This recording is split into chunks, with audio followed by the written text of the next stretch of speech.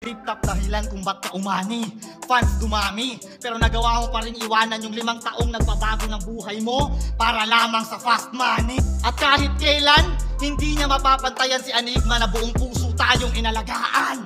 Kaya si Enigma ba yung nagdadamot ng match-ups? O kayo yung di kontento kahit sa patas na paraan niya kayo binabayaran? Tingin mo wala ka nang dapat patunayan o maliit lang bigayan? Sumali ka sa PSP kasi walang record na nasa pamantayan?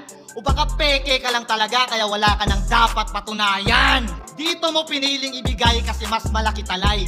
Kaso kinabahan siyang baka ikay malasin. Habang di nyo naman nakikita ang tunay kong lakas kung si Enigma hindi nagtiwala sa akin. Si Pibos nagbigay ng sasakyan, kay Enigma galing yung gasolina. Siya nagbabayad ng kuryente mo habang kay Enigma galing yung bumbilya. Binibilhan ka niya ng sapatos ka mo. Si Enigma dahilan ng takbo ng karera mo. Bayad na mga utang mo. Ultimo utang na loob na